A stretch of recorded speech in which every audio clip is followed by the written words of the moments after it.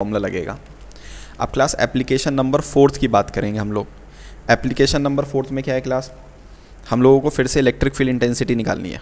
Electric field intensity due to a isolated conducting sphere, sorry isolated conducting sphere नहीं, isolated conducting plate, ठीक है ना, isolated conducting plate, ठीक है ना क्लास। सो ये कंडक्टिंग प्लेट की बात होगी और वो कंडक्टिंग प्लेट हमारी अकेली एक कंडक्टिंग प्लेट होगी और मतलब एज अ कंडक्टर होगी। एक आइसोलेटेड प्लेट होगी और कैसी होगी, कंडक्टिंग होगी, ठीक है। अब क्लास थिन शीट और प्लेट में क्या फ़र्क है। अब थिन शीट का मामला ऐसा था जैसे हमारी कॉपी का पेपर, पेज, जिस कॉपी पे तुम लिख रहे हो उसके पेज को तुम कैसा कंसीडर कर सकते हो, लाइक अ थिन शीट। लेकिन अगर कंडक्टिंग प्लेट की बात करेंगे तो जैसे फॉर एग्जांपल ये कंप्लीट बुक है ना, तो इसके पास तो कुछ ना कुछ थिकनेस होगी, इसके पास कुछ ना कुछ क्या होगी, थिकनेस होगी। तो इस तरीके से हमें एक कंडक्टिंग प्लेट दे रखी है, ठीक है। और इस कंडक्टिंग प्लेट की वजह से यहाँ से कितने डिस्टेंस पर, आर डिस्टेंस पर यहाँ एक पॉइंट है और इस पॉइंट पी पर मुझे क्या निकालनी है, इलेक्ट्रिक फील्ड इंटेंसिटी को फाइंड करना है। अब क्लास ये जो प्लेट हमारे पास है, ये कंडक्टिंग प्लेट, अब क्योंकि ये कंडक्टिंग है तो इसके अंदर में इलेक्ट्रिक फील्ड कितनी होगी, इस कंडक्टिंग प्लेट के अंदर में इलेक्ट्रिक फील्ड होगी हमारी 0 होगी, है ना। क्यों 0 होगी, क्योंकि कंडक्टर है और कंडक्टर के अंदर में इलेक्ट्रिक फील्ड इंटेंसिटी हमारी क्या होती है, 0 होती है, ठीक है ना। तो क्लास हमें अब इस प्लेट की वजह से निकालनी है, ठीक है। तो क्लास में इस प्लेट की वजह से तुम्हें बनाकर दिखाता हूँ डायग्राम, देखो कैसा दिखेगा अगर मैं इसके लिए बनाने की कोशिश करूँ तो। अच्छा देखो ये प्लेट तुम्हें सामने से कैसी दिख रही है, ये देखो इस चीज़ को, ये एक रेक्टेंगल ही तो दिख रहा है। तो अगर प्लेट को सामने से देखोगे तो कैसा दिखेगा तुम्हें, रेक्टेंगल की तरह, इस तरीके से। एक मिनट क्लास, तो इस तरीके से दिखेगा,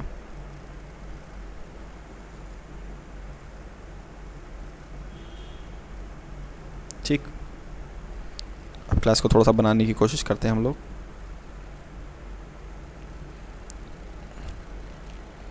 तो कुछ इस तरीके से दिखेगी क्लास, ये कंडक्टिंग प्लेट है ना क्लास। अब क्लास इस कंडक्टिंग प्लेट की वजह से हमें यहाँ से कितने डिस्टेंस पर, यहाँ से कुछ आर डिस्टेंस पर एक पॉइंट है जिसका नाम है पी, और इस पी पॉइंट पर हमें इलेक्ट्रिक फील्ड की ताकत यानी इलेक्ट्रिक फील्ड इंटेंसिटी को फाइंड करना है, ठीक है। अब देखो इस कंडक्टिंग प्लेट को तुम जो भी चार्ज दोगे वो इसके सरफेस पर आ जाएगा, क्योंकि कंडक्टर की ये प्रॉपर्टी होती है कि उसको कोई भी चार्ज दोगे तो वो चार्ज कहाँ पाया जाएगा, वो चार्ज पाया जाएगा उसके सरफेस पे पाया जाएगा, ठीक है, इस तरीके से, ठीक। अब क्लास यहाँ पे हमें गॉस थ्योरम अप्लाई करनी है और गॉस थ्योरम अप्लाई करने के लिए हमें क्या चाहिए, गॉसियन सरफेस चाहिए, ठीक है। बिना गॉसियन सरफेस के हम गॉस थ्योरम को अप्लाई नहीं कर सकते, बिना क्लोज सरफेस के। तो क्लास यहाँ पे जो हम गॉसियन सरफेस बनाएंगे, फिर से एक ट्यूब बनाएंगे सिलेंड्रिकल, सिलेंड्रिकल क्या बनाएंगे, ट्यूब बनाएंगे। तो क्लास एक तो हम, अच्छा सिलेंड्रिकल ट्यूब में एक तो हमारे पास सर्कुलर प्लेट ये हो गई, ठीक है ना।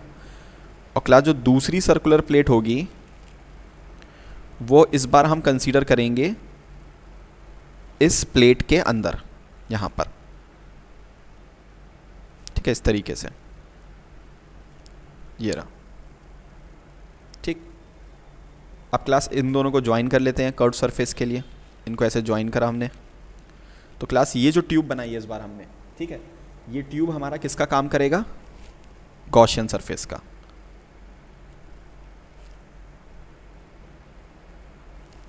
गॉसियन सरफेस का काम करेगा, ठीक है ना, गॉसियन सरफेस का काम करेगा क्लास। अब क्लास हम लोगों को इस सिलेंड्रिकल ट्यूब से क्या फाइंड करना है, टोटल फ्लक्स फाइंड करना है। अच्छा क्लास यहाँ पे बताओ चार्ज डेंसिटी कौन सी लगेगी, बॉक्स में लिख के बताओ। यहाँ पे लीनियर चार्ज डेंसिटी चलेगी सरफेस के वॉल्यूम, यहाँ पर हमारी चलेगी सरफेस चार्ज डेंसिटी यानी sigma, that is charge per unit area, that is surface charge density, ठीक है ना। क्योंकि जो भी चार्ज तुम कंडक्टर को दोगे वो सब सरफेस पर आ जाएगा। अब क्लास सबसे पहले हम लोग फाइंड करते हैं इस सर्कुलर प्लेट से, इस सर्कुलर प्लेट से हम फाइंड करेंगे फ्लक्स। पहले भी कर चुके हैं क्लास कई बार, अब तो तुम्हें अच्छे से याद हो गया होगा। एरिया एक वेक्टर क्वांटिटी है। एरिया को बनाने का मतलब, एरिया वेक्टर को बनाने का मतलब line draw normal to the surface. We will draw line normal to the surface. और इनवर्ड होगी कि आउटवर्ड होगी? आउटवर्ड होगी। तो ये तो हो गया एरिया वेक्टर। अब अगर बात करें इलेक्ट्रिक फील्ड की, तो इलेक्ट्रिक फील्ड पॉजिटिव से स्टार्ट होती है और कहाँ ख़त्म होती है? नेगेटिव। तो इस तरीके से होगी, पॉजिटिव से स्टार्ट हो रही होगी, नेगेटिव यानी इन्फिनिटी जा रही होगी। ये हो गई इलेक्ट्रिक फील्ड, ठीक है ना। अब क्लास ज़रा नोटिस करो, दोनों में एंगल कितना होगा यहाँ पर? थीटा, वो तो हो जाएगा 0 डिग्री। तो जब मैं इस वाली सर्कुलर प्लेट से फ्लक्स निकालूंगा तो मैं लिखूंगा ई, इसका एरिया डेल्टा एस मान लेते हैं। डेल्टा एस क्या है? Area of circular plate, circular plate, circular plate का एरिया। तो ये हो जाएगा ई डेल्टा एस कॉस 0 कितना होता है? 1। तो पहला फ्लक्स आ जाएगा ई। बस हम लोगों को फ्लक्स अब यहाँ से निकालना है, इस वाले से, ठीक है ना। अब हमें निकालना है फ्लक्स इस ऑरेंज वाले सर्कुलर प्लेट से, यहाँ से। अब क्लास यहाँ पर फ्लक्स क्या होगा? सोचो, यहाँ पर फ्लक्स क्या होगा? बॉक्स में लिख के बताओ। यहाँ पे फ्लक्स होगा क्लास 0। कितना होगा? 0 होगा। उसका रीज़न क्या है क्लास? क्योंकि क्लास फ्लक्स हमारा होता है ई ए कॉस थीटा। अब किसी भी कंडक्टर के अंदर में इलेक्ट्रिक फील्ड कितनी होती है? 0 होती है। तो जब कंडक्टर के अंदर में इलेक्ट्रिक फील्ड 0 है तो ये पॉइंट तो कंडक्टर के अंदर ही है। अब जब ये पॉइंट तुम्हारा कंडक्टर के अंदर है, इलेक्ट्रिक फील्ड 0 हो गई, तो फ्लक्स भी क्या होगा हमारा? फ्लक्स भी होगा हमारा 0 के बराबर। तो क्लास दोनों प्लेट, ठीक है, हम लोगों ने फ्लक्स फाइंड कर लिया। अब क्लास हम फ्लक्स फाइंड करेंगे इस कर्व्ड सरफेस से, इस वाले से। अब क्लास जब हम इस कर्व्ड सरफेस से फाइंड करेंगे फ्लक्स, तो फिर से हमें यहाँ पर एक एरिया वेक्टर बनाना होगा। तो हमने इस छोटे से सरफेस पे एरिया वेक्टर बनाया, line normal outward, line normal and outwards, ये एरिया वेक्टर हो गया। इलेक्ट्रिक फील्ड किस तरफ है क्लास हमारी? इलेक्ट्रिक फील्ड हमारी राइट साइड। चलो भाई, राइट साइड ये इलेक्ट्रिक फील्ड आ गई, बढ़िया, ये इलेक्ट्रिक फील्ड आ गई। इन दोनों में एंगल कितना होगा हमारा? 90 डिग्री का होगा। कितना होगा भाई एंगल हमारा इन दोनों में? 90 डिग्री का होगा, ठीक। तो यहाँ पर फ्लक्स कितना आएगा बताओ? फ्लक्स होता है हमारा ई ए कॉस थीटा। तो हम तीसरा फ्लक्स लिखेंगे, that is E A cos 90। और क्लास अपना कॉस 90 क्या होता है? 0 होता है। तो ये थर्ड वाला फ्लक्स कितना आ जाएगा हमारा? 0 आ जाएगा क्लास। अब क्लास ये सारे हमने पूरे की पूरी ट्यूब को कवर कर लिया। 2 सर्कुलर प्लेट को कवर करा, एक कर्व्ड सरफेस को कवर किया, पूरी ट्यूब हो गई, ठीक है। अब पूरी ट्यूब होने के बाद हम लोगों को टोटल फ्लक्स लगाना है, क्योंकि गॉस थ्योरम लगानी है। तो हम लिखेंगे applying Gauss theorem, applying Gauss theorem.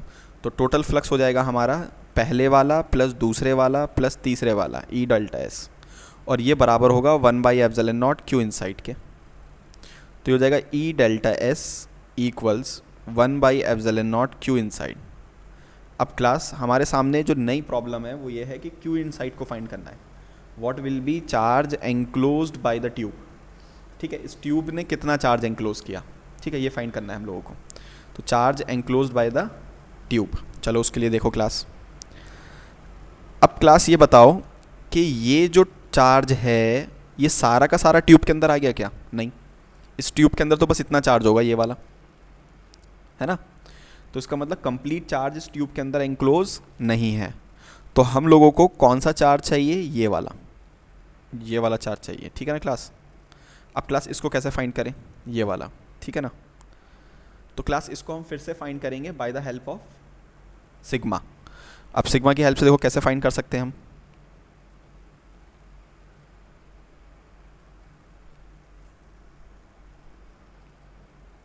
इधर को फाइंड करो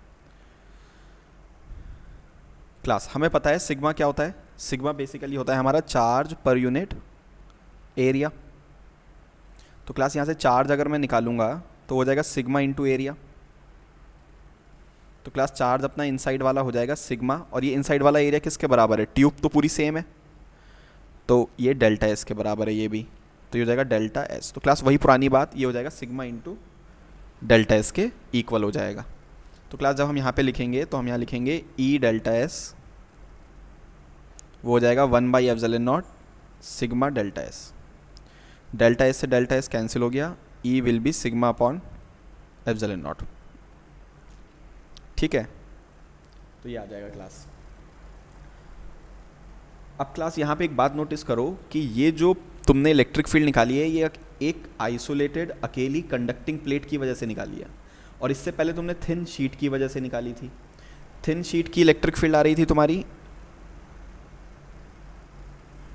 थिन शीट की इलेक्ट्रिक फील्ड हमारे पास कितनी आ रही थी? थिन शीट की आ रही थी सिग्मा अपॉन 2 एप्सिलॉन नॉट, और जो प्लेट की आ रही है क्लास वो इसकी 2 टाइम्स आ रही है, sigma upon epsilon not, 2 times of sheet. देखो नोटिस करो, अगर मैं इसको 2 से मल्टीप्लाई कर दूं तो देखो वही आ जाएगा ना, प्लेट की वजह से आ जाएगा। ठीक है, तो क्लास इस बात को याद रखना है हमें कि किसी प्लेट की वजह से, एक अकेली प्लेट की वजह से जो हमारे पास इलेक्ट्रिक फील्ड होती है वो 2 टाइम्स होती है किसकी? थिन शीट की।